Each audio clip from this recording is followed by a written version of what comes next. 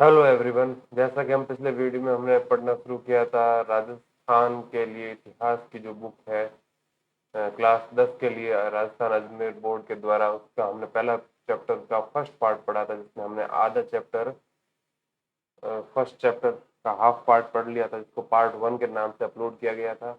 और अब इस वीडियो में हम पार्ट सेकंड यानी कि आधा बचा हुआ पार्ट पढ़ेंगे, चैप्टर नंबर फर्स्ट का। इसमें हमने पहले मेवाड़ के शासकों के बारे में पढ़ा और आज के इस वीडियो में हम शुरू कर रहे हैं।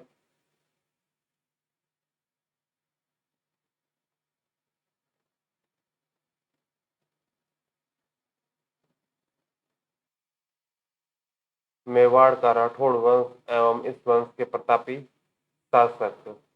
जिस प्रकार दक्षिणी पश्चिमी राजस्थान के गुहिल का शासन मेवाड़ और बांगड़ प्रांत में स्थापित हुआ, उसी प्रकार राजस्थान के उत्तरी व तथा पश्चिमी भागों में राठौड़ों के राज्य स्थापित हुए।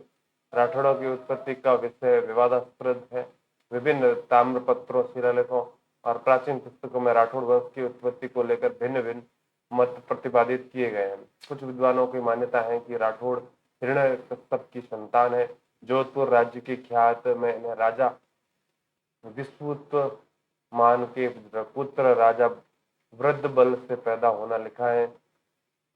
दयालदास ने इन्हें सूर्यवंशी माना है और इन्हें ब्राह्मण भल्लराव की संतान बताया है। नैणसी ने मारवाड़ के राठौड़ों को कन्नौज से आने वाली शाखा बताया है। कर्नल टोड ने राठौड़ों की वंशावली के आधार पर इन्हें सूर्यवंशी माना है। इस प्रकार राठौड़ों की उत्पत्ति संबंधी मत पर एक राय नहीं है, किंतु सभी विद्वान इन्हें दक्षिणी भारत के राष्ट्रकूटों से अवश्य संबंधित मानते हैं। इनमें जोधपुर और बीकानेर के राठौड़ अधिक प्रसिद्ध हैं। जोधपुर के राठौड़ों का मूल पुरुष आदि पुरुष सिंह था, जिसे कन्नौज के गढ़वाल जयचिंद का वंशज माना जाता है। सिंह केवल मारवाड़ के एक छोटे से भाग पाली के उत्तर पश्चिम में अपना राज्य स्थापित कर पाया। सिंह ने मारवाड़ में राठौड़ राज्य की स्थापना तो कर दी, मगर उससे व्यवस्थित नहीं कर पाया।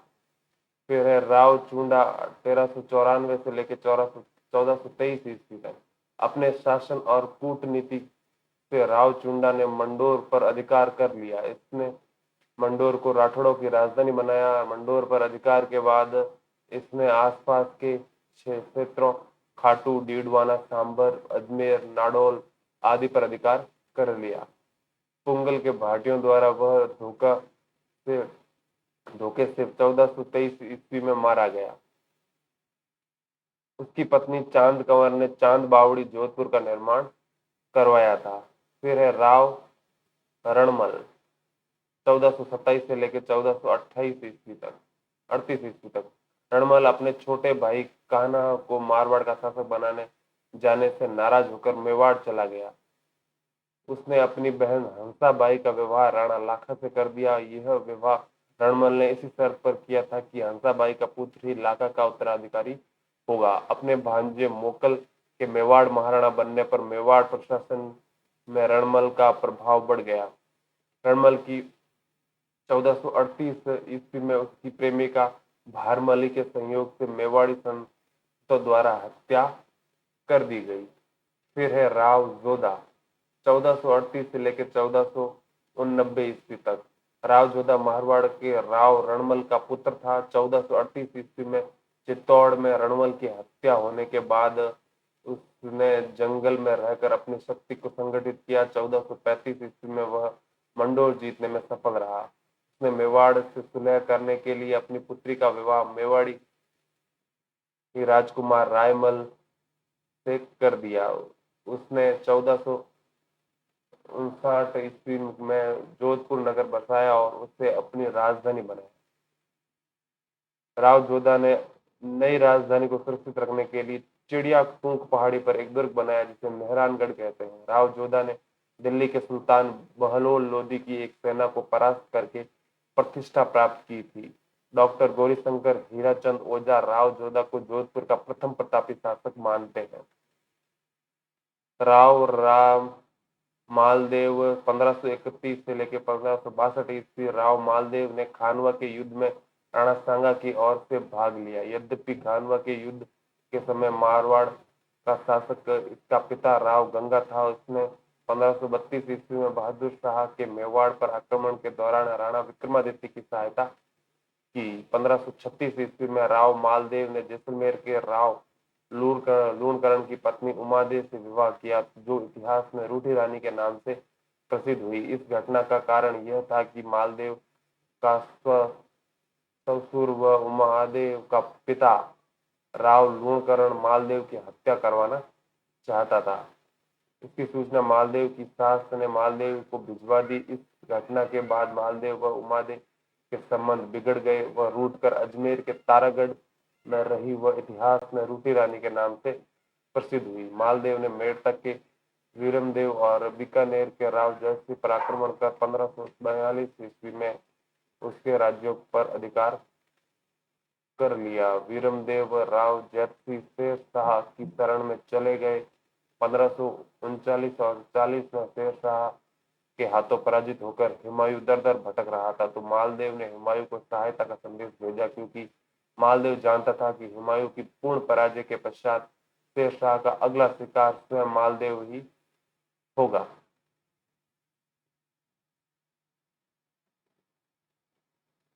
1543-44 ईस्वी में मालदेव को शेर शाह सूरी के आक्रमण का सामना करना पड़ा। शेर शाह की ध्रुवता ने मालदेव और उसके सेनापति के बीच अविश्वास उत्पन्न कर दिया, जिससे मालदेव ने मैदान छोड़ दिया। मगर उसके सेनापति जेता और कुंपा ने जनवरी 14, 1544 में गिरी सुमेल में शेर शाह से युद्ध किया और वीर गति को प्राप्त हुए। उनकी वीरता से प्रभावित होकर शेर शाह को कहना पड़ा, एक मुट्ठी बाजरे के लिए मैं हिंदुस्तान की बादशाहत खो देता। शेर शाह की मृत्यु 1545 ईस्वी में बाद मालदेव ने जोधपुर, पोखरण, फलोदी, बाड़मेर, कोठड़ा, जालोर और मेड़ता पर पुनः अधिकार कर लिया। 1562 ईस्वी में मालदेव की मृत्यु हो गई। राव चंद्रसेन है जो है 1562 से लेकर 1581 ईस्वी तक राव मालदेव ने अपने सबसे बड़े पुत्र राम से अप्रसन्न होकर उसे राज्य से निर्वासित कर दिया और अपने दूसरे पुत्र उदय सिंह से भी मालदेव खुश न था, अतः उससे भी अपना उत्तराधिकारी नहीं बनाया। अंततः चंद्रसेन मालदेव का उत्तराधिकारी बना, जो उसका तीसरा पुत्र था। चंद्रसेन को अपने दो बड़े भाई राम और उदय सिंह के विरोध का सामना करना पड़ा। 1564 ईस्वी में राम सहायता लेने अकबर की शरण में चला गया। अकबर ने हुसैन कुली खां के नेतृत्व में एक सेना भेजकर जोधपुर पर अधिकार कर लिया। 1570 ईस्वी में अकबर के नागौर दरबार के दौरान चंद्रसेन भी जोधपुर प्राप्ति की आशा में नागौर पहुंचा, मगर अकबर का उसके भाइयों राम और उदय सिंह की ओर झुकाव देकर उसने नागौर छोड़ दिया और संघर्ष का रास्ता चुना। अकबर ने बीकानेर के राय सिंह को जोधपुर का अधिकारी नियुक्त कर चंद्रसेन को मारवाड़ से सहायता मिलने या इस मार्ग से गुजरात में हानि पहुंचाने की संभावना समाप्त कर दी। 1565 ईस्वी में जोधपुर को छोड़ने के बाद चंद्रसेन ने कुछ समय तो भादरा जून में रहकर मुगलों की फौजों का मुकाबला किया, परंतु जब मुगल सेना ने उसे चारों ओर से घेर लिया तो वहां से हटकर उसने सिवाना में अपना मोर्चा बनाया। सिवाना का गढ़ और पहाड़ी भाग दुर्गम थे। वहां जब चंद्रसेन का पता न लगा तो मुगल अधिकारियों ने उसके समर्थकों को समाप्त करने का प्रयत्न किया। रावल, सुखराज, सूजा तथा देवीदास चंद्रसेन के साथी थे। मुगल सेनाओं ने इन्हें भी जगह जगह खूब खदेड़ा। इसके बाद चंद्रसेन के विरुद्ध सिवाना में मुगल शक्ति लगा दी गई। इससे तंग आकर वह रामपुरा के पहाड़ों में चला गया। यह जानकर कि मुगलों की छोटी सेना के लिए इतने विस्तृत पहाड़ी से प्रदेश को घेरना कठिन था, बादशाह ने सेना में वृद्धि कर दी। फिर भी चंद्रसेन हाथ न आ सका। सिवाना से निकलकर चंद्रसेन पीपलोद और वहां से काणूजा के पहाड़ों में चला गया और आसपास लूट खसोट आरंभ कर दी। इस नीति से मारवाड़ में लोग अप्रसन्न हो गए। ऐसी स्थिति में उसने मारवाड़ छोड़कर सिरोही और फिर डूंगरपुर और बांसवाड़ा में शरण लेनी पड़ी। फिर भी मुगल सेना ने उसका पीछा न छोड़ा। इस प्रकार निरंतर मुगलों से चंद्रसेन संघर्ष करता रहा और 1581 ईस्वी में अपनी मृत्यु तक उसे जारी रखा। विश्वेश्वर नाथ रेऊ ने चंद्रसेन की तुलना महाराणा प्रताप से की और जिसे उसकी के समान मुगल शक्ति का सामना करना पड़ा और पहाड़ों में भटकने के बाद भी मुगलों की अधीनता स्वीकार नहीं की। इसी कारण चंद्रसेन को मारवाड़ का प्रताप भी कहा जाता है। फिर है मोटा राजा उदय सिंह, जो 1583 ईस्वी से लेकर 1595 ईस्वी तक, 1581 से लेकर 1583 ईस्वी के मध्य मारवाड़ खालसा सीधे केंद्र के अधीन क्षेत्र था। 1583 ईस्वी में अकबर ने उदय सिंह को मुगल अधीनता में जोधपुर का शासक नियुक्त किया।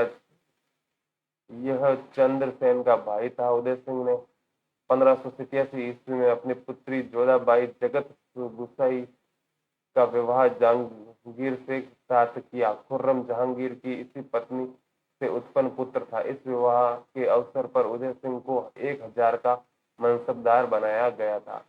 महाराजा जसवंत सिंह प्रथम 1638 से लेकर 1678 ईस्वी। जसवंत सिंह का जन्म 1626 ईस्वी में बहरानपुर में हुआ था। अपने पिता जग सिंह के स्वर्गवास के समय जसवंत सिंह अपने विवाह हेतु बूंदी में था। जग सिंह की मृत्यु का समाचार प्राप्त होते ही बादशाह जहांगीर से के द्वारा उसे आगरा पहुंचने का निर्माण भी मिला। वहां पहुंचने पर शाही तौर से उसे टीका दिया गया और खिल्लत, जड़ाऊ, जमधर आदि वस्तुओं से सम्मानित किया गया। इसी अवसर पर उसे राजा का खिताब तथा 4000 जात व सवार का मनसबदार प्रदान किया गया। चूंकि उसकी आयु उस समय 11 वर्ष की थी, बादशाह ने अशोक ठाकुर राज सिंह कुंभावत को 1000 जात और 400 सवार का मनसबदार देकर जोधपुर राज्य का मंत्री नियुक्त किया। 1645 ईस्वी में इसे आगरा का प्रबंध सौंपा गया एवं 1648 ईस्वी में कंधार अभियान पर भेजा गया। उत्तराधिकार युद्ध 1657 से 58 ईस्वी में उसने औरंगजेब के विरुद्ध धर्मत के युद्ध में दारा का साथ दिया, लेकिन कासिम खां के विश्वासघात के कारण दारा की पराजय हुई और जसवंत सिंह को जोधपुर लौटना पड़ा। जसवंत सिंह के जोधपुर पहुंचने पर उनकी उदयपुरी रानी ने किले के द्वार खोलने से इनकार कर दिया और कहलवा भेजा कि राजपूत या तो युद्ध से विजयी लौटते हैं या फिर मिटते हैं। महाराजा पराजय के बाद नहीं लौट सकते।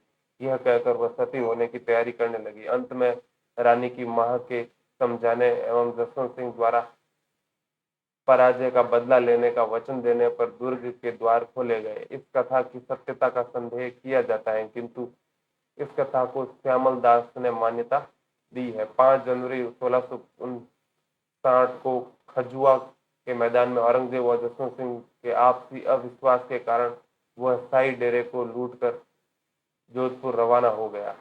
बाद में जय सिंह की मध्यस्थता से जसवंत सिंह और मुगल सम्राट औरंगजेब के बीच मनमुटाव कम हो गया।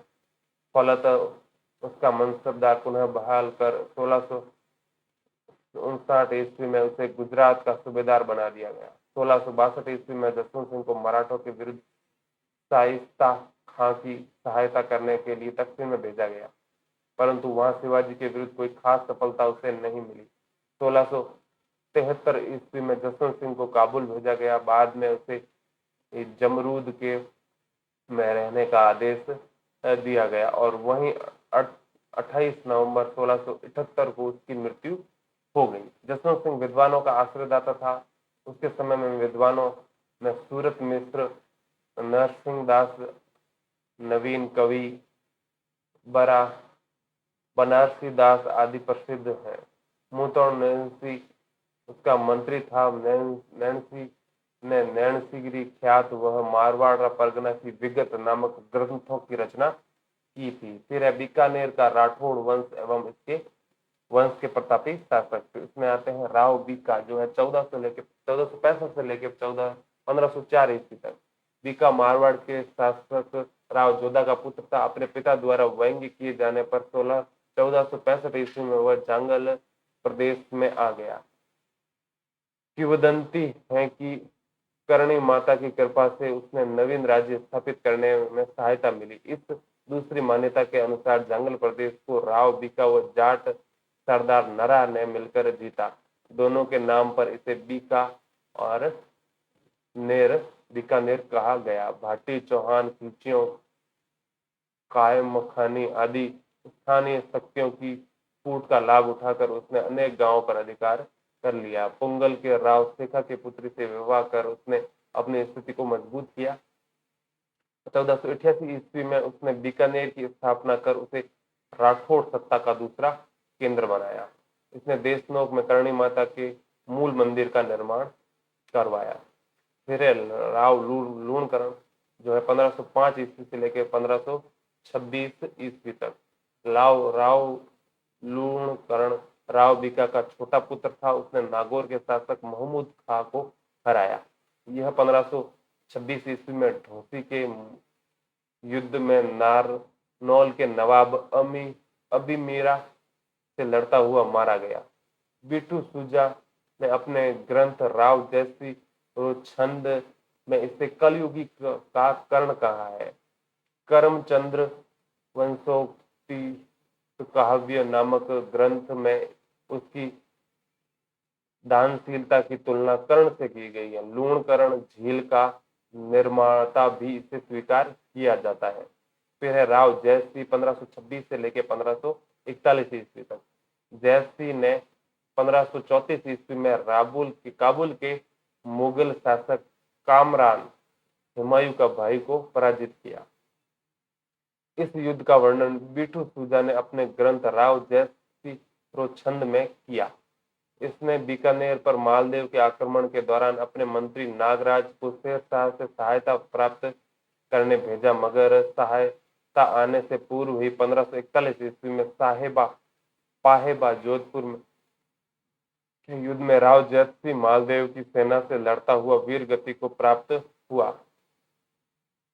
राव कल्याणमल 1541 से लेकर 1574 ईस्वी तक।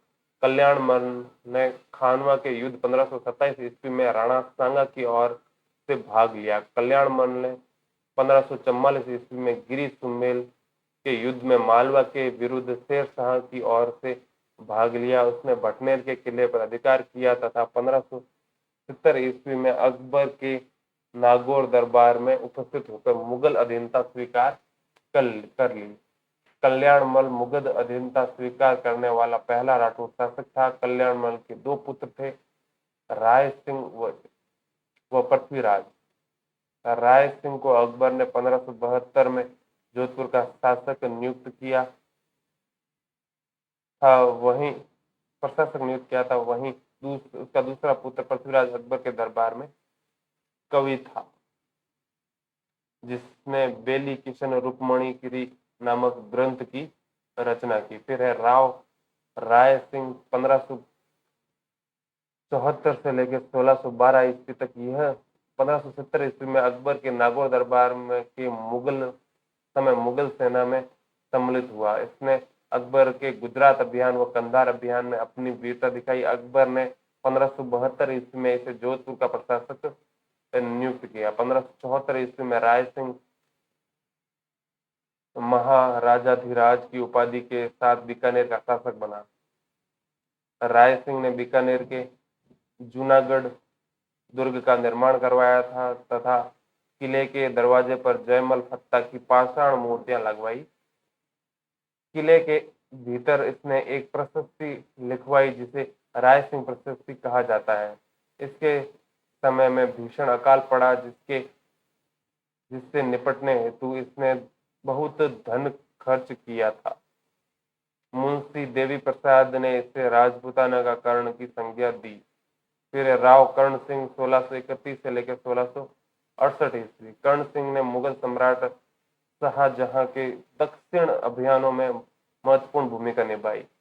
जाखिणिया गांव के सीमा विवाद को लेकर इसका नागौर के शासक अमर सिंह से युद्ध हुआ, जो मतिरे की राड़ के नाम से जाना जाता है। मुगल उत्तराधिकारी युद्ध के समय कर्ण सिंह तटस्थ रहा, मगर युद्ध में औरंगजेब का पलड़ा भारी देखकर अपने पुत्र पद्म सिंह व केसरी सिंह को औरंगजेब की सहायतार्थ भेजा। औरंगजेब के शासक बनने के उपरांत वह उसकी सेवा में चला गया। चिंतामणि भट्ट के ग्रंथ सुख संपत्ति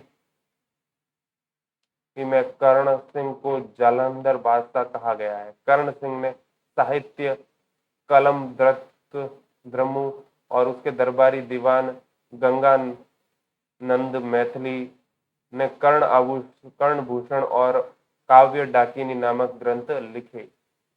फिर है शाकंभरी का चौहान वंश व इसके प्रतापी शासक। इस चौहान वंश की उत्पत्ति के विषय में बहुत विवाद है। वंशावली और ख्यातों ने इसको अग्निवंशीय माना है। डॉक्टर गौरीशंकर हीराचंद ओझा के विचारों से ये सूर्यवंशी क्षत्रिय थे और अचलेश्वर मंदिर के लेख में इन्हें चंद्रवंशी माना गया है। कई विद्वान इन्हें आर्य मानकर विदेशी मानते हैं। इन सभी मतों का विवेचन कर रहे हुए डॉक्टर दशरथ शर्मा चौहानों की उत्पत्ति ब्राह्मण वंश से मानते हैं। बिजोलिया शिलालेख के अनुसार सांबर झील का प्रवर्तक वासुदेव चौहान का आदि पुरुष था, जिसका समय 551 ईस्वी के लगभग माना जाता है। प्रारंभ में चौहान गुर्जर प्रतिहारों के सामंत थे, परंतु गुवर प्रथम ने गुर्जर प्रतिहारों की अधीनता से चौहानों को मुक्त करवाया। इसी का वंशज सामंत सांबर का शासक था, जो वस्त गोत्र ब्राह्मण वंश में पैदा हुआ था। वाकपतिराज चौहानों का शक्तिशाली शासक हुआ, जिसने प्रतिहारों को परास्त कर अपनी शक्ति का परिचय दिया। विग्रहराज द्वितीय चौहानों का एक अन्य शक्तिशाली शासक था। 983 ईस्वी का हर्षनाथ लेख इसकी विजय का उल्लेख करता है। उसने गुजरात के चालुक्य शासक मूलराज को परास्त किया। विग्रहराज द्वितीय के बाद दुर्लभ राज और गोविंद तृतीय शासक हुए। पृथ्वीराज विजय नामक ग्रंथ में गोविंद तृतीय की उपाधि वैरी घट्ट या शत्रु संहारक मिलती है। फरिश्ता के अनुसार गोविंद तृतीय ने गजनी के शासक को मारवाड़ में आगे बढ़ने से रोका था। फिर अजय राज 1105 से लेकर 1133 ईस्वी। अजय राज जो 1105 ईस्वी में शासक बना, इस वंश का एक प्रतापी शासक था। 1113 ईस्वी में इसने अजमेर नगर बसाया था। चांदी एवं तांबे के सिक्के चलाने, जो अजय प्रिय द्रंभ कहलाए। कुछ मुद्राओं पर उसकी रानी सोमलवती का नाम भी अंकित मिलता है। अजय राजसेव मतावलंबी होने के साथ साथ एक धर्म सहिष्णु शासक था। उसने जैन और वैष्णव धर्मावलंबियों को सम्मान की दृष्टि से देखा। उसने नए नगर में जैन धर्मावलंबियों को मंदिर बनाने की अनुमति दी और पार्श्वनाथ के मंदिर के लिए स्वर्ण कलश प्रदान किया। उसके बाद है अर्णोराज, जो कि 1133 से लेकर 1155 ईस्वी तक। अर्णोराज ने तुर्कों एवं मालवा के शासकों को परास्त किया, मगर गुजरात के शासक कुमारपाल चालुक्य से परास्त हुआ। इसने अजमेर के अन्ना सागर झील व पुष्कर में वराह मंदिर का निर्माण करवाया। अर्णोराज सेव था, किंतु उसने अन्य धर्मावलंबियों के प्रति सहिष्णुता की भावना थी। उसने अजमेर में खरत गर्छ के अनुयायियों के लिए अभी भूमिदान दिया। देवबोध और धर्मघोष उसके समय के प्रकांड विद्वान थे, जिनको उसने सम्मानित किया था। वैसे तो चालुक्यों के हाथों पराजय से उसे कुछ मान हानि उठानी पड़ी थी, फिर भी गजनवियों को परास्त कर मालवा और हरियाणा अभियानों का नेतृत्व कर उसने अपने वंश के प्रभुत्व को नहीं घटने दिया। फिर है विग्रह राज चतुर्थ, जो कि है 1158 से लेके 1163 ईस्वी तक। विग्रह राज ने तोमरों को पराजित कर दिल्ली पर अधिकार किया। यह दिल्ली पर अधिकार करने वाला पहला चौहान शासक था। इसने गजनी के गुरु खुसरू शाह को भी परास्त किया। जनानक भट्ट ने इसे कवि बांधव की उपाधि दी। विग्रहराज ने हरकेली और इसके दरबारी विद्वान सोमदेव ने ललित विग्रहराज नाटक की रचना की। इसने अजमेर के एक संस्कृत पाठशाला बनवाकर उस पर हरकेली नाटक की पंक्तियां खुदवाई। कुतुबुद्दीन ऐबक ने इसे तुड़वाकर वहां 2.5 दिन का झोपड़ा मस्जिद बनवाई। विग्रहराज ने बिसलपुर बनवाकर वहां बिसलपुर झील बनवाई। विग्रहराज चतुर्थ के मूल्यांकन में डॉक्टर दशरथ शर्मा लिखते हैं कि उनकी महत्ता निर्विवाद है, क्योंकि एक सेनाध्यक्ष के साथ साथ वह एक विजेता, साहित्य का संरक्षक, अच्छा कवि और सूझबूझ वाला निर्माता था। पृथ्वीराज विजय का लेखक लिखता है कि जब विग्रहराज की मृत्यु हो गई तो कवि बांधव की उपाधि निरर्थक हो गई, क्योंकि इस उपाधि को धारण करने की किसी की में क्षमता नहीं रही। सोमदेव विग्रहराज को वीरों में ही नहीं वरन विद्वानों में भी अग्रणी मानता था। ये केवल उसकी मिथ्य प्रशंसा नहीं है, हरकेली नाटक में उसकी योग्यता आंकी जा सकती है। किलहॉर्न ने भी उसकी विद्वता की प्रशंसा करते हुए स्वीकार किया है कि उन हिंदू शासकों में से एक व्यक्ति था जो कालिदास और भवभूति की होड़ कर सकता था। विग्रहराज का समय संपादक लक्ष्य का स्वर्ण काल था। उसके बाद आता है पृथ्वीराज तृतीय, जो आता है 1177 से लेके 1192 ईस्वी तक। शाकंभरी के चौहान शासकों में सबसे प्रसिद्ध पृथ्वीराज तृतीय 11 वर्ष की आयु में शासक बना। 1182 ईस्वी में उसने सतलज प्रदेश के भंडानकों को परास्त किया। इसी वर्ष उसने महोबा के चंदेल शासक को पराजित किया। उसने प्रसिद्ध वीर आल्हा उदड़ लड़ते हुए मारे गए। पृथ्वीराज ने कन्नौज के गढ़वाल शासक जयचंद को परास्त किया एवं स्वयंवर से उसकी बेटी संयोगिता का अपहरण कर उसे विवाह कर लिया। तराइन के प्रथम युद्ध 1191 ईस्वी में गौरी को पराजित किया, मगर 1192 में तराइन के द्वितीय युद्ध में वह मोहम्मद गौरी से पराजित हुआ, जिसमें चौहान राज्य का तो पतन हुआ पर भारत में तुर्की शासन की नींव भी पड़ी।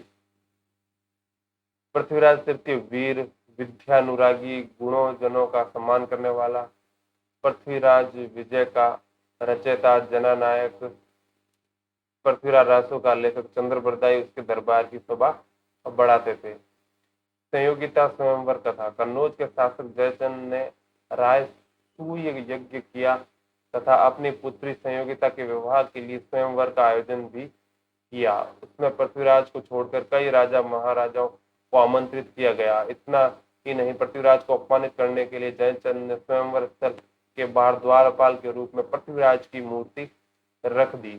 संयोगिता एवं पृथ्वीराज एक दूसरे को मन में चाहते थे, अतः संयोगिता वरमाला को लेकर एक एक राजा महाराजा को देखती हुई आगे बढ़ती जा रही थी। पृथ्वीराज को न पाकर वह मन ही मन बड़ी दुखी थी, किंतु जब वह दरवाजे तक पहुंची तो उसे द्वारपाल के रूप में प्रेमी की मूर्ति नजर आई। उसने माला उस मूर्ति के गले में डाल दी।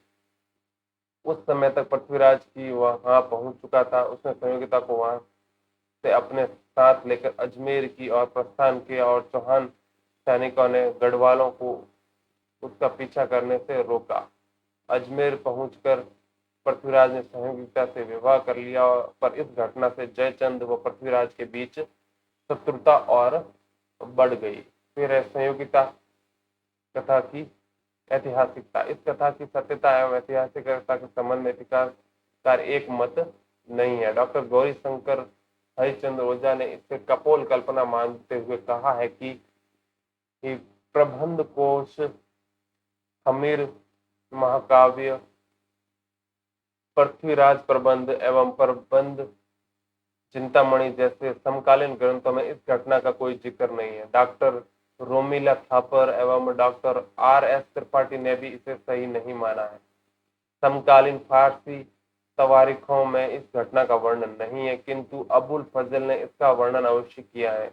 डॉक्टर दशरथ शर्मा ने बताया कि हमीर महाकाव्य तथा रंभा मंदिर के ढेर सारी गलतियां हैं इस तथा इसमें वर्णन न मिलने से सारी घटना को ही काल्पनिक मान लिया जाना यह उचित नहीं है। उन्होंने घटना की सत्यता को स्वीकार करते हुए बताया कि प्रेम जीवन का यह अंग है और यह सत्य एवं वास्तविक है, अतः इस घटना घटी हो तो कोई आश्चर्य नहीं है।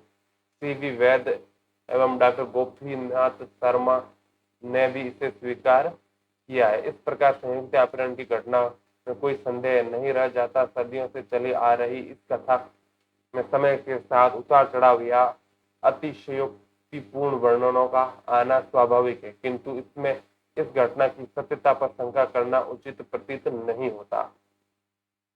फिर आता है रणथंबोर का चौहान वंश व इसके प्रतापी शासन। रणथंबोर के चौहान वंश का संस्थापक गोविंद राज था, जो कि था 1194 ईस्वी में पृथ्वीराज तृतीय का पुत्र था। इसके उत्तराधिकारी क्रमशः वाल्हण, प्रहलादन और वीर नारायण थे। वीर नारायण का संघर्ष इल्तुतमिश से हुआ, जिसमें उसकी मृत्यु हो गई। इसके उत्तराधिकारी नावांग भट्ट ने भी दिल्ली से भेजे गए तुर्क अधिकारियों से अपने पैतृक राज्य को बचाया। उसने पुत्र जैत सिंह ने नासिरुद्दीन द्वारा भेजे गई सेना को रणथंबोर नहीं जीतने दिया, परंतु उसे कर देने के लिए विवश होना पड़ा। फिर है हमीर 1282 से लेकर 1301 ईस्वी तक। 1282 ईस्वी में हमीर ने अपने राज्यारोहण के बाद दिग्विजय की नीति अपनाई। आबू, काठियावाड़, पुष्कर, चंपा, धार आदि राज्यों को इसने अपनी अधीनता स्वीकार करने के लिए बाध्य किया एवं मेवाड़ के शासक समर सिंह को परास्त किया। 1291 ईस्वी में जलाउद्दीन खिलजी ने रणथंबोर पर आक्रमण किया, मगर इसे सफलता नहीं मिली। हमीर द्वारा मंगोल विद्रोहियों महमूद शाह व कुहेबुरु को शरण देने की दिल्ली का सुल्तान अलाउद्दीन खिलजी हमीर से नाराज हो गया। हमीर ने जब विद्रोहियों को लौटने से इनकार कर दिया, तब 1299 में इसे खिलजी के आक्रमण का सामना करना पड़ा, मगर तुर्क सेना को इसने पराजित कर दिया। फिर 1301 ईस्वी में अलाउद्दीन सेना लेकर रणथंबोर आया, मगर जब युद्ध में उसे सफलता नहीं मिली तो उसने छल कपट का सहारा लिया। अलाउद्दीन ने हमीर के सेना नायक रणमल और रतिपाल को किला देने का लालच देकर अपनी ओर मिला लिया। उसने विश्वासघात के कारण किले पर तुर्कों का अधिकार हो गया। हमीर लड़ता हुआ मारा गया और किले के हमीर की पत्नी रंग देवी के नेतृत्व में महिलाओं ने जौहर किया। हमीर वीर, उदार एवं शरणागत की रक्षा करने वाला शासक था। नयन चंद सूरी के हमीर महाकाव्य, जोधराज के हमीर रासो एवं चंद्रशेखर के हमीर हट नामक ग्रंथों में हमीर के शौर्य की जानकारी मिलती है। आज भी जनमानस में हमीर के लिए यह दुआ प्रसिद्ध है: सिंह सवर्ण सतपुरुष वचन कदली पड़े एक बार, तिरिया तेल हमीर हट चढ़े न दूजी बार। जालोर का चौहान वंश, इस वंश के प्रतापी शासक जालोर, अब इसमें जालोर के शासक है, जिसमें जालोर मध्यकालीन इतिहास में अपना एक विशिष्ट स्थान रखता है। दिल्ली से गुजरात व मालवा जाने वाले मार्ग पर स्थित जालोर पर अधिकार स्थापित करना दिल्ली के प्रत्येक शासक के लिए एक अनिवार्य कार्य था। दिल्ली सल्तनत 1206 से लेकर 1526 ईस्वी के मध्य जालोर पर चौहानों का अधिकार था। जालोर के इस चौहान वंश का संस्थापक कीर्तिपाल था, जिसने 1181 ईस्वी में इस राजवंश की नींव डाली थी। कांदड़ देव 1305 से लेके 1311 ईस्वी तक कानड़ देव जालोर के चौहान शासकों का सर्वाधिक शक्तिशाली था। अलाउद्दीन खिलजी की सेना के गुजरात आक्रमण के समय रास्ता देने से लेकर कन्नाहड़ दे एवं अलाउद्दीन खिलजी के मध्य विवाद हुआ। 1305 ईस्वी में सुल्तान अलाउद्दीन खिलजी ने सेना नायक एन उल मुल्क मुल्तानी को सेना का शहीर जालोर भेजा। वह कानड़ देव को समझा बुझाकर दिल्ली ले आया। दिल्ली दरबार का माहौल कानड़ देव के स्वाभिमान के विरुद्ध था। कानड़ देव दिल्ली दरबार से चला आया, जिसके बाद कानड़ देव व अलाउद्दीन के बीच संघर्ष हुआ। नैन सिंह ने युद्ध का कारण कानड़ देव के पुत्र वीरम देव द्वारा सुल्तान की पुत्री फिरोजा से विवाह करने से इनकार बताया है। 1308 ईस्वी में सुल्तान ने जालोर के शक्तिशाली किले सेवाड़ा पर अधिकार कर लिया और उसका नाम खैराबाद तथा कुमालुद्दीन दुर्ग को वहां का प्रतिनिधि नियुक्त किया। 1311 ईस्वी में अलाउद्दीन ने जालोर पर घेरा डाल दिया, लेकिन सुल्तान को सफलता नहीं मिल सकी। अंत में कानड़ देव के एक दहिया सरकार विका के विश्वासघात के कारण दुर्ग का अलाउद्दीन का अधिकार हो गया। कानड़ देव लड़ता हुआ मारा गया और किले में महिलाओं ने जोहर किया। अलाउद्दीन ने जालोर जीतकर उसका नाम जलालाबाद रख दिया। फिर है आमेर का कच्छावा वंश एवं इस वंश के प्रतापी शासक। कच्छावा अपनी उत्पत्ति राम के ज्येष्ठ पुत्र कुश से मानते हैं। सूर्यमल मिश्र ने के अनुसार कुर्म नामक रघुवंशी शासक की संतति होने से इन्हें कुर्म वंशीय कहलाने लगे और साधारण भाषा में इन्हें कच्छावा कहा जाने लगा। ढूंढाड़ प्रदेश में अपना राज्य स्थापित करने के लिए कच्छावों को मीणाओं तथा बड़ गुजरों से संघर्ष करना पड़ा। इनकी प्रथम राजधानी दौसा रही। कच्छावा प्रारंभ में चौहानों के सामंत थे। 1137 ईस्वी में दुल्ह राय ने बड़ गुजरों को परास्त कर ढूंढाड़ के नवीन राज्य स्थापित किया। फिर है दुल्ह राय ने ही वारागढ़ में मीणाओं को परास्त कर इसे अपनी राजधानी बनाया। 1207 ईस्वी में कोकिल देव ने अमेर में मीणाओं को परास्त कर उसे अपनी राजधानी बनाया। भारमल 1547 से लेकर 1573 ईस्वी तक भारमल बहुत ही कठिन परिस्थितियों में अजमेर का शासक बना था। अपनी सत्ता के लिए उसे मजबूत सहारे की आवश्यकता थी और वह मजबूत सहारा उसे मुगल शासक अकबर के रूप में मिला। भारमल मुगल अधिकारता स्वीकार करने वाला पहला राजपूत था। अकबर जनवरी 1562 ईस्वी में अजमेर की यात्रा पर आया था। अजमेर से लौटते समय सांबर में भारमेल ने 1562 ईस्वी में अपनी पुत्री हरखाबाई, जिसे कालांतर में मरियम उमराव जाऊ के नाम से जाना गया, का विवाह अकबर के साथ किया। जहांगीर इसी हरखाबाई का पुत्र था। 1562 ईस्वी में सांबर में ही अपने पुत्र भगवान दास और पौत्र मान सिंह सहित इसने अकबर की अधीनता स्वीकार कर ली। भगवान दास 1573 से लेकर 1589 ईस्वी तक। भगवान दास 1573 ईस्वी में आमेर की गद्दी पर बैठा। इसने सरनल के युद्ध में अपनी वीरता का परिचय दिया। यह 7 वर्ष तक पंजाब का सूबेदार रहा। इसने 1585 ईस्वी में अपनी पुत्री मानबाई का विवाह जहांगीर के साथ किया। खुसरो मानबाई वह जहांगीर का पुत्र था। 1589 ईस्वी में लाहौर में भगवान दास की मृत्यु हुई। फिर मान सिंह केवल 12 वर्ष की आयु में ही मुगलों की सेवा में चला गया था। उसने अकबर एवं जहांगीर 2 मुगल सम्राटों की सेवा की। अकबर ने रणथंबोर अभियान में 1569 ईस्वी सर्जन हाड़ा को मुगल अधीनता स्वीकार कराने में मान सिंह ने भूमिका निभाई।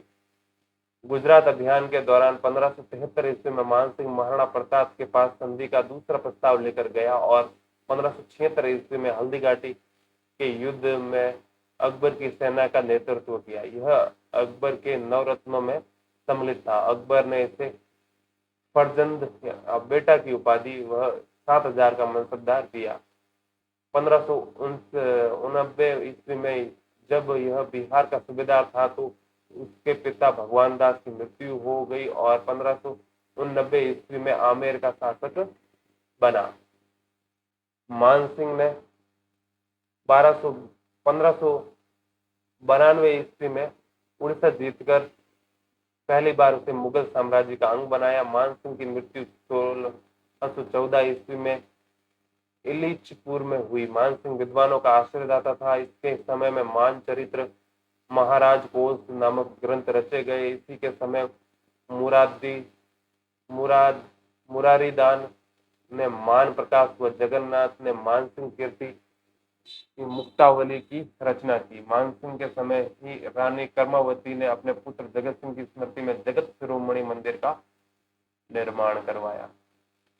फिर है मिर्जा राजा जय सिंह 1621 ईस्वी से लेके 1667 ईस्वी तक। 11 वर्ष की आयु में 1621 ईस्वी में जय सिंह आमेर का शासक बना है। इससे 3 मुगल सम्राटों जहांगीर, शाहजहां और औरंगजेब की सेवा में रहने का अवसर प्राप्त हुआ। 1623 ईस्वी में इसे मलिक अंबर के विरुद्ध दक्षिण में भेजा गया, जहां उसने अद्भुत साहस और वीरता का परिचय दिया। 1629 ईस्वी में इसने उत्तर पश्चिम सीमांत में उज्बेकों से के विरोध विद्रोहों को दबाया। 1630 ईस्वी में जय सिंह ने खाने जहां लोदी के विद्रोहों को दबाया। यह 1630 ईस्वी में शाहजहां के साथ बीजापुर और गोलकुंडा अभियान पर दक्षिण भारत गया। 1637 ईस्वी में जय सिंह को मिर्जा राजा की पदवी देकर सुजा के साथ कंधार भेजा गया। उत्तराधिकार युद्ध के समय इसे सुजा के विरुद्ध भेजा गया, जहां बहादुरपुर में युद्ध 1658 ईस्वी में इसे सुजा को पराजित किया। उत्तराधिकार युद्ध के अंत में इसने औरंगजेब का पक्ष लिया।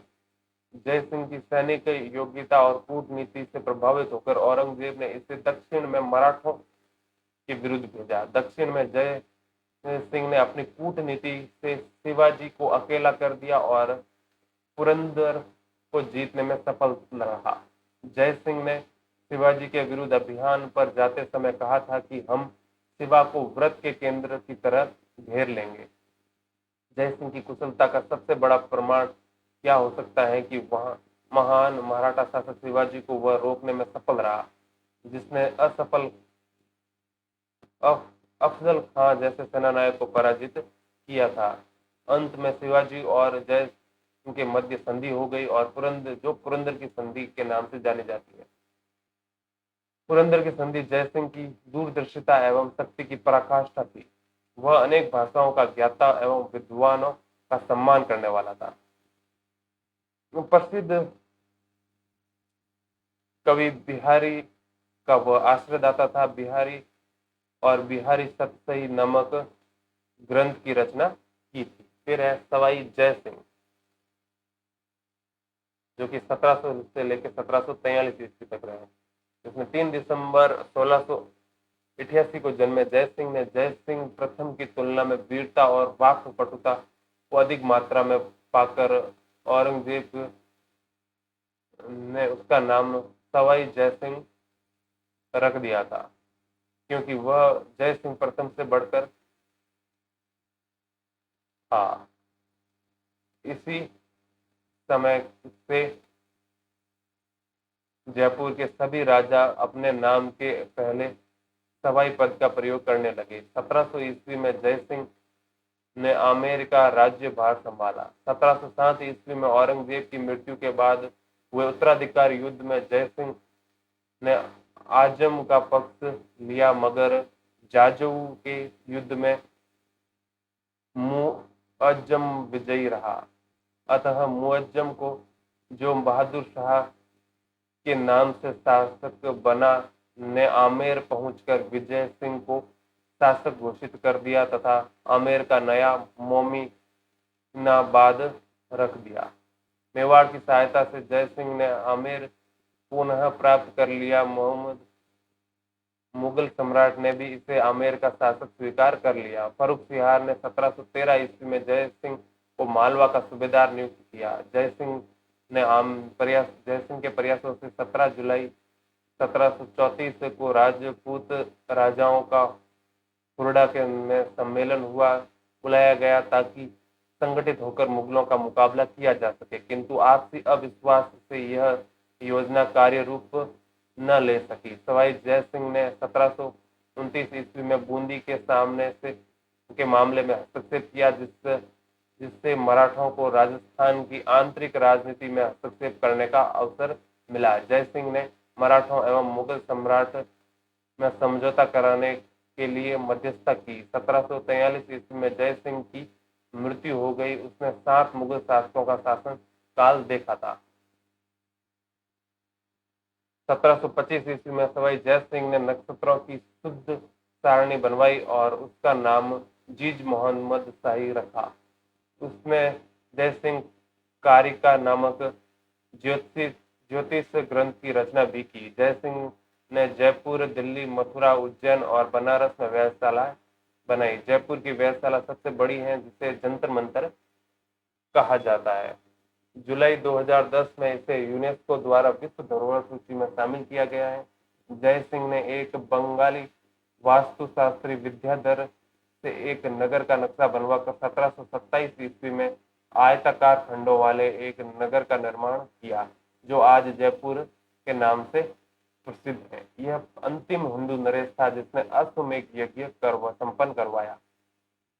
1734 ईस्वी में उसने जयपुर में नाहरगढ़ किले का निर्माण करवाया। इसने जयगढ़ में जय बाण तोप का निर्माण करवाया। सवाई जय सिंह ने चंद्रमहल, सिसोदिया रानी का महल व जल महल का निर्माण करवाया। सवाई जय सिंह पहला राजपूत हिंदू शासक था जिसने सती प्रथा की रोकथाम हेतु प्रयास किए तथा विधवा विवाह को मान्यता प्रदान करने हेतु नियम बनाए। उसके बाद आते हैं जैसलमेर का भाटी राजवंश एवं इस वंश के प्रतापी शासक। जैसलमेर का भाटी राजवंश स्वयं को चंद्रवंशी यादवों से संबंधित करता है और ये अपना संबंध श्री कृष्ण से जोड़ते हैं। विजय राज के शासनकाल में भाटियों का नियमित इतिहास मिलता है। विजय राज का पुत्र भोज हुआ, वह गहरियों के विरुद्ध लड़ता हुआ वीर गति को प्राप्त हुआ। इसका उत्तराधिकारी जैसल हुआ, जिसने जैसलमेर की नींव रखी। जैसलमेर के किले का इतिहास 2.5 साके के लिए प्रसिद्ध है। पहला साका जैसलमेर के शासक मूल राज के समय हुआ, जब अलाउद्दीन खिलजी ने जैसलमेर पर आक्रमण किया था। दूसरा साका राव दूदा के समय हुआ, जब फिरोज शाह तुगलक ने जैसलमेर पर आक्रमण किया था। तीसरा अर्ध साका 1550 ईस्वी में हुआ, जब जैसलमेर के शासक लूणकरण ने कंधार के शासक अमीर अली को शरण दी थी और अमीर अली के विश्वासघात करने हेतु लूणकरण पर आक्रमण कर दिया। लूणकर अपने साथियों के साथ लड़ता हुआ मारा गया, किंतु अंतिम रूप में भाटी विजय रहे, अतः जौहर नहीं हुआ। यह घटना अर्ध साका कही जाती है। अकबर के नागौर दरबार 1570 ईस्वी में हर राय भाटी ने अकबर की अधीनता स्वीकार की तथा इसके साथ उसकी अपनी पुत्री का विवाह किया। भाटी वंश का अंतिम शासक जवाहर सिंह था। फिर है भरतपुर का जाट राजवंश एवं इस वंश के प्रतापी शासक। जाट एक कृषक जाति है जिसका एक राजनीतिक शक्ति के रूप में उत्थान औरंगजेब के शासनकाल में हुआ। 1669 ईस्वी में मथुरा क्षेत्र में जाटों ने अपने नेता गोकुल के नेतृत्व में औरंगजेब के विरुद्ध विद्रोह कर दिया। गोकुल को मार दिया गया, किंतु उसके द्वारा शुरू किए गए संघर्ष को राजा राम ने जारी रखा और 1688 ईस्वी में राजा राम की मृत्यु के बाद उसके भतीजे चूड़ामल ने जाटों के नेतृत्व को प्रदान किया। फिर है चूड़ामल 1695 से लेकर 1781 ईस्वी तक भरतपुर के स्वतंत्र जाट राज्य का संस्थापक चूड़ामल था। चूड़ामल ने मथुरा एवं आगरा के मुगल इलाकों में धावे बोलकर मुगल शक्ति को झंझोर दिया। मुगल सम्राट ने कच्छावा नरेश बिशन सिंह को चूड़ामल का दमन करने के लिए भेजा, पर इसे पूर्ण सफलता नहीं मिली। धीरे धीरे चूड़ामल ने शक्तिशाली शक्ति प्राप्त की और थून नामक स्थान पर किला बनाकर अपना राज्य स्थापित किया। फिर है बदन सिंह, जो कि 1723 से लेकर 1756 ईस्वी। बदन सिंह जाट नेता चूड़ामल का उत्तराधिकारी था। जय सिंह ने इसे ब्रजराज की उपाधि एवं जागीरें प्रदान की। बदन सिंह ने डींग को अपना निवास स्थान बनाया और वहां एक सुदृढ़ गढ़ का निर्माण कर सुंदर राजमहल बना जल महल बनाया और बाग बगीचे लगवाए। डींग के अतिरिक्त बदन सिंह ने कुम्हेर, भरतपुर व वेग में भी दुर्गों का निर्माण करवाया था। बदन सिंह शांति प्रिय शासक था। उसने जाट, कच्छावा, मैत्री कर अपने राज्य का विस्तार किया। 1756 ईस्वी में डींग में उसकी मृत्यु हुई। फिर है महाराजा सूरजमल, जो कि 1756 से लेकर 1763 ईस्वी तक। महाराजा सूरजमल बदन सिंह 1723 से लेकर 56 ईस्वी का पुत्र था और उत्तराधिकारी भी था। सूरजमल ने भरतपुर के में नवीन गढ़ का निर्माण करवाकर उसे अपनी राजधानी बनाया। इसने जयपुर के साथ मैत्री और सहयोग का निर्णय का नीति का अनुसरण किया। जय सिंह की मृत्यु के बाद जयपुर की गद्दी के लिए उत्तराधिकार युद्ध में इसने ईश्वर सिंह के पक्ष में युद्ध किया। 1760 ईस्वी में यह अहमद शाह अब्दाली के विरुद्ध मराठों के पक्ष में लड़ने गया, मगर मराठा सेना नायक सदाशिव भाऊ के व्यवहार से खिन्न होकर वह भरतपुर लौट आया। पानीपत की पराजय के बाद मराठों को सूरजमल ने शरण एवं सहायता दी। 1763 ईस्वी में रूहेलों के विरुद्ध युद्ध में उसकी मृत्यु हो गई। इस युद्ध में सूरजमल का प्रतिद्वंदी नजीम खान था, जिसने सूरजमल की मृत्यु की पुख्ता पुष्टि होने पर ही विश्वास किया था। यह सूरजमल का अपने शत्रुओं के मन में खौफ का एक बड़ा उदाहरण है। महाराज सूरजमल के बारे में लिखते हुए काली कारंजन कानूनगो ने लिखा है कि उसने अपनी जाति के सभी गुण, शक्ति, साहस, चतुराई, निष्ठा और कभी पराजय स्वीकार न करने वाली अदम्य भावना विद्यमान थे। फिर है करौली का यादव वंश। करौली का राजवंश स्वयं को मथुरा की सूरसेन शाखा से संबंधित रखते हुए अपना संबंध श्री कृष्ण से जोड़ता है। करौली के यादव वंश की स्थापना विजयपाल द्वारा 1040 ईस्वी में की गई। उसने बयाना भरतपुर को अपनी राजधानी बनाया। 1348 ईस्वी में अर्जुन पाल ने कल्याणपुर बसाया, जिसे वर्तमान में करौली के नाम से जाना जाता है। धर्मपाल द्वितीय ने 1650 ईस्वी में करौली को अपनी राजधानी बनाया। गोपाल पाल ने करौली में मदन मोहन मंदिर का निर्माण करवाया। महाराजा हर्बल पाल ने 9 नवंबर 1817 को अंग्रेजों से संधि कर उनकी अधीनता स्वीकार कर ली। 1852 ईस्वी में नर सिंह पाल की मृत्यु के बाद डलहौजी ने करौली का विलय कंपनी राज्य में करने के लिए बोर्ड ऑफ डायरेक्टर से सिफारिश की, लेकिन डॉक्टर ने इसकी अनुमति नहीं दी। 1.5 वर्ष तक विचार विमर्श के बाद मदन पाल 1854 से लेकर 1869 ईस्वी को करौली का शासक बनाया गया। इसके बाद में है परमार वंश। परमार का शाब्दिक अर्थ शत्रु को मारने वाला होता है। प्रारंभ से परमारों का शासन आबू के आसपास के क्षेत्रों तक ही सीमित था। परमारों की शक्ति के कम होने के उपरांत परमारों की राजनीतिक शक्ति में वृद्धि हुई। आबू के परमार वंश का संस्थापक धूमराज था, लेकिन इसकी वंशावली उत्पलव राज से प्रारंभ होती है। पड़ोसी होने के कारण आबू के परमारों का गुजरात के शासकों से लगातार संघर्ष चलता रहा।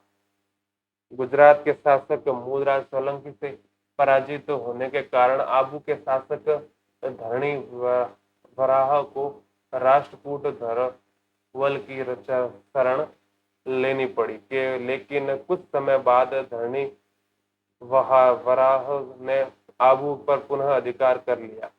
विक्रमदेव का परपौत्र धारा वर्ष 1163 से लेकर 1219 ईस्वी आबू के परमारों का शक्तिशाली शासक था। इसने मोहम्मद गोरी के विरुद्ध युद्ध में गुजरात की सेना का सेनापतित्व किया। उसने सोलंकियों की अधीनता का जुआ उतार फेंका। उसने नाडोल के चौहानों से भी अच्छे संबंध रखे। उसके पुत्र सोम सिंह के शासक काल में तेजपाल ने आबू के देलवाड़ा गांव में लूणो सही नामक नेमिनाथ का मंदिर बनवाया। 1311 ईस्वी के लगभग नाडोल के चौहान शासक राव लूम्बा ने परमारों की राजधानी चंद्रावती का अधिकार कर लिया और वहां चौहान प्रभुत्व की स्थापना कर दी। फिर है मराठों का राजस्थान में प्रवेश। औरंगजेब की मृत्यु 1707 ईस्वी के बाद मुगल साम्राज्य धीरे धीरे पतन की ओर बढ़ रहा था। इस दौरान पेशवाओं के कुशल नेतृत्व में मराठों अपनी ताकत बढ़ा रहे थे। यद्यपि गुजरात के मालवा दोनों पर ही मराठों का प्रभाव कायम होता जा रहा था, किंतु अभी तक किसी मराठा सेना नायक ने राजपूताना में प्रवेश नहीं किया था। पर यह स्थिति अधिक दिनों तक नहीं रही। पारस्परिक कलह ग्रह के कारण राजपूताना में भी मराठाओं का प्रवेश हो गया। राजस्थान में पारस्परिक ग्रह कलह के तीन केंद्र बन गए थे। वो थे बूंदी, जयपुर और जोधपुर। अब इसमें है सबसे पहले बूंदी उत्तराधिकार संघर्ष। सवाई जयसिंह अपनी शक्ति बढ़ाना चाहता था। उसके राज्य की सीमा पर स्थित बूंदी राज्य का राजा बुद्ध सिंह जय सिंह का बहनोई था। 1727 ईस्वी में साले बहनों में घनिष्ठ संबंध बने रहे, परंतु फिर अचानक दोनों में संबंध तनावपूर्ण हो गए और अंत में बिल्कुल टूट गए और दोनों एक दूसरे के विरोधी बन गए। महाराव बुद्ध सिंह जय सिंह की बहन कच्छावी रानी से घृणा करने लगा और अपनी चूड़ावत रानी के इशारे पर काम करने लगा। कुछ दिनों बाद बुद्ध सिंह और कच्छावी रानी के उत्पन्न पुत्र भवानी सिंह को अपना पुत्र मानने से भी इनकार कर दिया। इस पर जय सिंह ने क्रोधित होना स्वाभाविक ही था, अतः उसने बुद्ध सिंह को सिंहासन नियुक्त करने का निश्चय कर लिया। जब महाराज वो बुद्ध सिंह किसी कारणवश अपनी राजधानी से दूर गया हुआ था, तो उसकी अनुपस्थिति में जय सिंह ने अपनी सेना भेजकर बूंदी दुर्ग पर अधिकार कर लिया तथा करवड़ के जागीरदार हाड़ा सालीम सिंह के द्वितीय पुत्र दलेल सिंह को 1730 ईस्वी में बूंदी की गद्दी पर बैठा दिया। जय सिंह की इस कार्रवाई ने कुछ ही वर्षों बाद मराठों को राजपूताना की राजनीति में हस्तक्षेप करने का मौका दे दिया। 1734 ईस्वी में जय सिंह ने अपनी पुत्री कृष्णा कुमारी का विवाह दलेल सिंह के साथ कर दिया। जय सिंह ने दलेल सिंह का रास्ता साफ करने के हेतु भवानी सिंह की हत्या भी कर दी। इस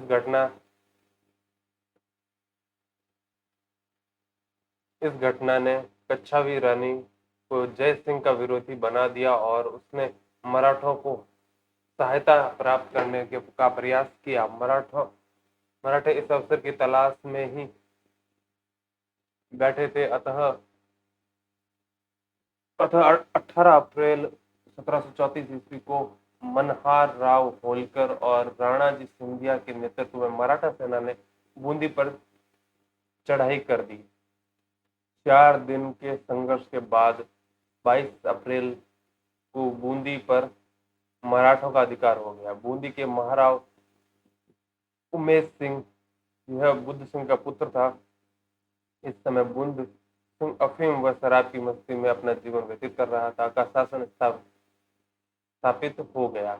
अपनी कृतज्ञता प्रकट करने के लिए कच्छावी रानी ने होलकर की राखी बांधकर अपने भाई बनाया। चूंकि उदय सिंह की अभी अभी छोटा था, अतः प्रताप सिंह को शासन कार्य सौंपा गया। प्रताप सिंह दलेल सिंह का बड़ा भाई था। फिर हरुड़ा सम्मेलन। हुरडा सम्मेलन मालवा, गुजरात और बुंदेलखंड में मराठों को रोकने में मुगल शासन की असफलता का तथा राजपूत शासकों के आंतरिक झगड़े में मराठों के इस प्रथम हस्तक्षेप ने राजस्थान, यद्यपि यह नाम उस समय प्रचलित में नहीं था, कि समस्त विचारशील शासकों की आंखें खोल दी। मराठों का सफलतापूर्वक सामना कर सकने के आवश्यक उपाय सोच निकालने के लिए सवाई जय सिंह ने राजस्थान के सारे शासकों को होरडा में एकत्रित करने का प्रयास किया और 16 जुलाई 1734 ईस्वी को पूर्ण निश्चित स्थान होरडा में सम्मेलन आरंभ हुआ, जिसकी अध्यक्षता मेवाड़ के नए महाराणा जगत सिंह द्वितीय ने की। सम्मेलन में सवाई जय सिंह के अलावा जोधपुर का अभय सिंह, नागौर का भगत सिंह, बीकानेर के जोरावर सिंह, कोटा का सूरजन साल, बूंदी का दलेल सिंह, करौली का गोपाल दास, किशनगढ़ का राज सिंह आदि छोटे बड़े नरेश उपस्थित हुए। विचार विमर्श के बाद 17 जुलाई को सभी शासकों ने एक समझौता पर हस्ताक्षर किए। समझौते के अनुसार सभी शासक एकता बनाए रखेंगे। एक का अपमान सभी का अपमान समझा जाएगा। कोई राज्य दूसरे राज्य के विद्रोह को अपने राज्य में शरण नहीं देगा। मराठों के विरुद्ध वर्षा ऋतु के बाद कार्यवाही आरंभ की जाएगी, जिसके लिए सभी शासक अपनी सेनाओं के साथ रामपुरा में एकत्रित होंगे और यदि कोई शासक किसी कारणवश उपस्थित होने में असमर्थ होगा तो वह अपने पुत्र अथवा भाई को भेजेगा। किंतु इस सम्मेलन की योजनाएं कभी धरातल पर नहीं उतरी। प्रत्येक शासक के अपने स्वार्थ थे, इसलिए उनमें एकजुटता स्थापित होना असंभव था। हुरडा सम्मेलन का प्रकार एक असफल प्रयास साबित हुआ। जयपुर का उत्तराधिकार संघर्ष।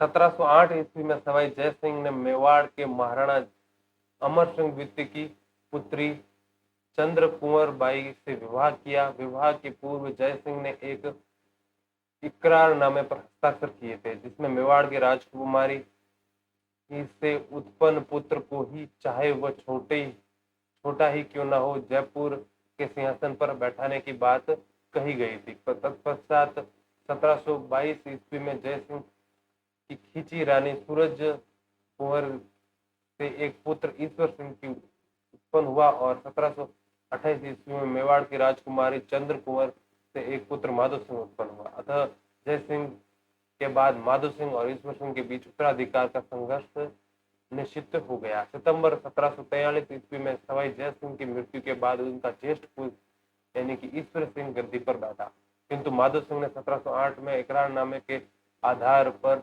जयपुर राज्य की गद्दी का दावा किया। इस प्रकार ईश्वर सिंह और माधो सिंह में गृह क्लेश आरंभ हो गया। दोनों पक्षों की ओर से मराठों से सहायता प्राप्त करने के प्रयत्न आरंभ हो गए। माधो सिंह की ओर से मल्हार राव होलकर से सैनिक सहायता प्राप्त की गई और इसके बदले में होलकर को 20 लाख रुपए देने का आश्वासन दिया। उधर ईश्वर सिंह ने राणोजी सिंधिया से सहायता प्राप्त की। फरवरी 1745 ईस्वी में माधो सिंह ने जयपुर पर चढ़ाई की, किंतु ईश्वर सिंह ने अपने मराठा साथियों की सहायता से माधो सिंह और उनके सहयोगियों को परास्त कर खदेड़ दिया। माधो सिंह ने एक बार फिर मल्हार राव के सैनिक सहायता प्राप्त करने के लिए उन्होंने एक प्रतिनिधि को कालपी भेजा और सैनिक सहायता के लिए उसे 2 लाख रुपए देने का वचन दिया। महारावल ने अपने पुत्र खाडेराव और 1000 सवारों के साथ तीनों राजपूतों की सहायता करने भेजा। फलस्वरूप 1 मार्च 1747 ईस्वी को दोनों पक्षों के बीच राजमहल नामक स्थान पर पुनः भीषण युद्ध हुआ। राजमहल के युद्ध में ईश्वर सिंह विजयी हुआ। राजमहल के युद्ध तक पेशवा का बहुत कुछ झुकाव ईश्वर सिंह की ओर था, किंतु राजमहल के युद्ध के बाद जब महाराणा जगत सिंह मेवाड़ का शासक की ओर से अधिक रुपया देने का लालच दिया गया, तब ऋण भार के से दबे हुए पेशवा ने ईश्वर सिंह का साथ छोड़कर माधो सिंह का पक्ष ले लिया। इसके बाद बगरू नामक स्थान पर मराठों के साथ ईश्वर सिंह की मुठभेड़ हुई और 6 दिनों के युद्ध में ईश्वर सिंह पराजित हुआ। यद्यपि इस समय जाट शासक सूरजमल ने ईश्वर सिंह की तरफ से लड़ने हुए बड़े साहस का परिचय दिया था और इसे माधव सिंह को 4 परगने देने, उमेश सिंह को बूंदी का राज्य लौटाने और मराठों को भारी धनराशि देने का वायदा करने को विवश होना पड़ा। फिर है बगरू के युद्ध। अगस्त 1748 में के बाद ईश्वरी सिंह ने जो रुपया मराठों को देने का वायदा किया था वह उसे नहीं दे सका। होलकर इस धन की वसूली हेतु जयपुर की ओर बढ़ा। मार्ग में उसने जयपुर का राजदूत 2 लाख रुपए के साथ मिला। होलकर इस राशि से खुश न था। उसने जयपुर की ओर बढ़ना जारी रखा। जयपुर के राजदूत ने लौटकर जब ईश्वर सिंह को यह सूचना दी तो ईश्वर सिंह बड़ा भयभीत हुआ, क्योंकि मराठों को देने के लिए उसके पास रकम नहीं थी। तब निराश होकर 13 दिसंबर 1750 ईस्वी को ईश्वर सिंह ने आत्महत्या कर सारे राजनीतिक जंजालों से अपने को आजाद कर लिया। अब होलकर ने माधो सिंह को बुलाकर उसे जयपुर की गद्दी पर बैठाया। माधो सिंह की गद्दी पर बैठते ही मराठों ने उसके सामने धन संबंधी अपनी बड़ी लंबी चौड़ी मांग रखी। माधो सिंह मराठों को सबक सिखाना चाहता था। 10 जनवरी 1751 को उसे एक सुनहरा अवसर मिल गया। इस दिन लगभग 4000 मराठों ने नवनिर्मित जयपुर नगर के कलात्मक मंदिरों व बाजारों को देखने के लिए नगर में प्रवेश किया। दोपहर में माधो सिंह ने नगर के सभी द्वार बंद करवा दिए और अचानक राजपूत सैनिकों और नागरिकों ने मराठा को कत्लेआम शुरू कर दिया। राजस्थान की राजनीति में राजपूत मराठा संघर्ष की एक नई उलझन यहीं से आरंभ हुई, जो आगे चलकर इन दोनों जातियों के साथ साथ राजस्थान के लिए भी घातक सिद्ध हुई। फिर है तुंगा का युद्ध। जयपुर राज्य में मराठाओं के मध्य चौथ से लेकर बार बार विवाद होता था। फलस्वरूप मराठे महादजी सिंधिया के नेतृत्व में जयपुर राज्य में लूटमार मचाया करते थे। मराठों की इस हरकतों से परेशान जयपुर की तत्कालीन शासन प्रताप सिंह इनसे मुक्ति का प्रयास कर रहा था। प्रताप सिंह ने मराठों के विरुद्ध जोधपुर महाराजा विजय सिंह के गठबंधन किया तथा शिवपुर व करौली के शासकों ने भी इस संघ को सैनिक सहयोग दिया। इनके अतिरिक्त महादजी का साथ मुगल फौजदार मोहम्मद बेग हमदानी भी राजपूतों के साथ हो गया। अतः 28 जुलाई 1787 को लाल सोट के पास तुंगा नामक स्थान पर मराठों, महादजी सिंधिया और राठौड़ कच्छावा गठबंधन की सेनाओं के मध्य युद्ध हुआ। भयंकर रक्तपात के बाद भी युद्ध अनिर्णायक रहा। महादजी पीछे हट गया और राजपूत सेना का पलड़ा भारी रहा। तुंगा के युद्ध के बाद भी मराठे राजपूत राज्यों पर अपना प्रभुत्व छोड़ने को तैयार नहीं थे। अतः मराठों व राजपूतों के मध्य 20 जून 1790 को पाटन का युद्ध हुआ, जिसमें मराठा सेना को निर्णायक विजय मिली।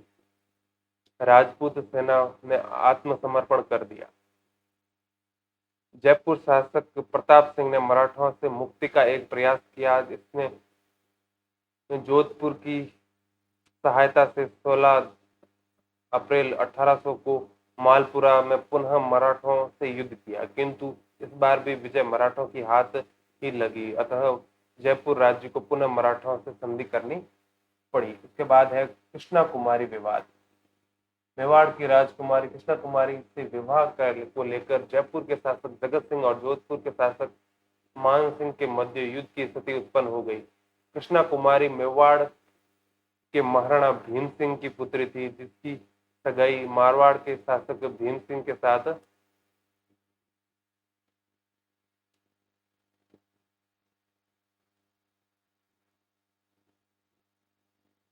मारवाड़ के शासक भीम सिंह के साथ तय हुई, किंतु विवाह से पूर्व ही भीम सिंह की मृत्यु हो गई। भीम सिंह की मृत्यु के बाद मेवाड़ के शासक भीम सिंह ने कृष्णा कुमारी का रिश्ता जयपुर के शासक जगत सिंह के साथ तय कर दिया, पर इस रिश्ते को मारवाड़ के नए शासक मान सिंह ने मारवाड़ का अपमान माना और मान सिंह ने मेवाड़ पर आक्रमण का निश्चय किया। इस घटना के कारण एक बार पुनः मराठों एवं अमीर खां पिंडारी को मेवाड़ व मारवाड़ की आंतरिक स्थिति में हस्तक्षेप डाल दिया। अमीर खां पिंडारी ने कृष्णा कुमारी की शादी मान सिंह से करने या कृष्णा कुमारी की हत्या करने का प्रस्ताव रखा और उनकी बात नहीं मानने पर मेवाड़ को उजाड़ने की धमकी दी। अंत में मेवाड़ महाराणा भीम सिंह ने, जो अमीर खां से मेवाड़ की रक्षा करने में असमर्थ था, मान सिंह से कृष्णा कुमारी की शादी नहीं करना चाहता था और 21 जुलाई 1810 को जहर पिलाकर अपनी ही पुत्री की हत्या कर दी। मात्र 16 वर्षीय अपनी पुत्री की यह हत्या मेवाड़ के भीम सिंह पर ही नहीं, समस्त मेवाड़ की शान पर एक धब्बा था। राजस्थान में मराठा हस्तक्षेप का यह सबसे काला अध्याय था। फिर है जोधपुर का उत्तराधिकार संघर्ष। राजस्थान के सबसे महत्वपूर्ण उलझन जोधपुर राज्य में उत्तराधिकार के प्रश्न को लेकर उत्पन्न हुई थी और वह कई वर्षों तक चलती रही। जोधपुर के महाराजा अभय सिंह का भाई भगत सिंह अभय सिंह को गद्दी से हटाकर स्वयं जोधपुर का शासक बनना चाहता था। जून 1749 ईस्वी में अभय सिंह की मृत्यु के बाद उसका पुत्र राम सिंह जोधपुर की गद्दी पर बैठा। नवंबर 1750 ईस्वी में भगत सिंह ने राम सिंह को परास्त कर उससे जोधपुर की गद्दी हथिया ली। राम सिंह भागकर जयपुर गया और माधो सिंह से शरण प्राप्त कर मराठों से सहायता प्राप्त करने का प्रयास करने लगा। 1752 ईस्वी में जब भगत सिंह ने अजमेर पर अधिकार कर लिया, तब उसका विरोध करने के लिए मराठों को एक नया कारण मिल गया, क्योंकि मराठे स्वयं अजमेर पर अधिकार करना चाहते थे। 21 सितंबर 1752 ईस्वी को भगत सिंह की मृत्यु हो गई। तब उनका पुत्र विजय सिंह जोधपुर की गद्दी पर बैठा। उधर राम सिंह जोधपुर की गद्दी प्राप्त करने हेतु मराठों से सहायता प्राप्त करने का प्रयास कर रहा था। अतः जून 1753 ईस्वी में रघुनाथ ने राम सिंह को पुनः जोधपुर की गद्दी पर बैठाने के लिए जयप्पा संध्या को जोधपुर पर आक्रमण करने भेजा और 15 सितंबर 1753 ईस्वी को मेड़ता के पास दोनों पक्षों के बीच भीषण युद्ध हुआ, जिसमें विजय सिंह परास्त होकर नागौर की तरफ भागा और नागौर दुर्ग में शरण ली। विजय सिंह मराठों से लंबे समय तक मुकाबले की स्थिति में न था। वह उससे संधि करने से विवश हो गया, पर फरवरी 1756 ईस्वी में उनके बीच संधि हुई और इस संधि की शर्तें इस प्रकार थी कि अंग्रेज और गढ़ बीठड़ी यानी तारागढ़ मराठों के अधिकार में रहेगा। जालोर सहित आधा मारवाड़, जिसमें सांबर, मारोड़, सोजत, परबतसर और केकड़ी के 84 गांव सम्मिलित थे, पर राम सिंह का अधिकार मान लिया गया और जोधपुर, नागौर तथा मेड़ता पर विजय सिंह का प्रभुत्व मान लिया गया। विजय सिंह ने युद्ध की क्षतिपूर्ति के रूप में 50 लाख रुपए मराठों को देने की स्वीकार किया, जिसमें 25 लाख प्रथम वर्ष में और शेष राशि आगामी 2 वर्ष में 2 किस्तों में देनी थी। फिर है राम सिंह ने अपनी सहायता के बदले मराठों को 5 लाख रुपए देना स्वीकार किया। फिर है जोधपुर राज्य 1.5 लाख रुपए वार्षिक कर के रूप में मराठों को देगा और राम सिंह द्वारा विजय सिंह की सीमा का अतिक्रमण करने पर विजय सिंह सैनिक कार्रवाई के लिए स्वतंत्र था। राजस्थान के उपयुक्त प्रमुख राज्यों के साथ साथ लगभग सभी राज्यों में मराठों का प्रवेश और उनका हस्तक्षेप आरंभ हो गया था। केवल बीकानेर और जैसलमेर जैसे राज्य थे जो मराठों की लूटमार से बचे रहे। से संपूर्ण राजस्थान पर धीरे धीरे मराठों का वर्चस्व स्थापित हो गया। आगे चलकर मराठों के सहयोगी रहे पिंडारियों ने भी अपने स्वतंत्र दल संगठित कर राजस्थान में लूटमार आरंभ कर दी। राजस्थान के राज्य कभी भी अधिक संपन्न न रहे और अब तो उनकी आर्थिक दशा अत्यंत खराब हो गई थी। इसी के साथ ये पहला अध्याय और चैप्टर यहीं समाप्त होता है। नेक्स्ट वीडियो में हम पढ़ेंगे चैप्टर नंबर 2। तब तक के लिए धन्यवाद। Thank you.